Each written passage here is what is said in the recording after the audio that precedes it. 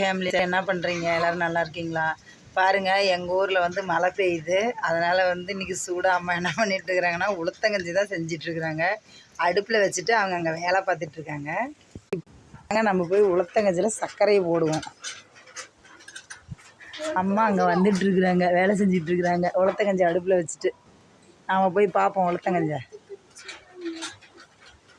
பாருங்க, குண்டானில் வெந்துக்கிட்டு இருக்குது உளுத்தங்கஞ்சி.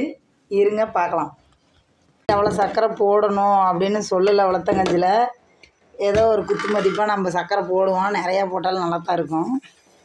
நமக்கு தெரிஞ்ச அளவுக்கு ஒரு டப்பாவே எடுத்து அப்படியே கொட்டிடுவோம். கண்டிப்பாக யார் யாருக்கெல்லாம் உளுத்தங்கஞ்சி பிடிக்குன்னு கண்டிப்பாக கமெண்டில் சொல்லுங்கள். அது வெயில் டைமில் இந்த மழையில் லைட்டாக மழை பெய்யும் போது சூடாக ஏதாவது சாப்பிட்லான்னு தோணும்.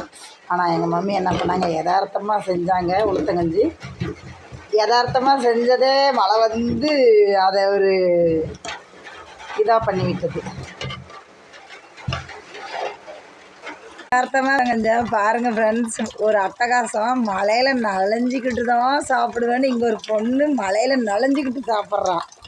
ஆய் சொல்லு.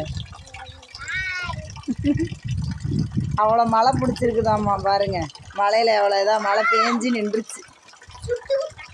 அதில் வேறு இவங்க உளுத்தங்கஞ்சா மழையில் தான் நின்று குடிப்பானாங்க. அதான் வா நான் ஒரு வீடியோ எடுத்துக்கிறேன்னு கூட்டிகிட்டு வந்து வீடியோ எடுத்துக்கிட்டேன் ஃப்ரெண்ட்ஸ். யார் யாருக்கெல்லாம் உளுத்தங்கஞ்சி பிடிக்குன்னு கண்டிப்பாக கமெண்ட்டில் சொல்லுங்கள்.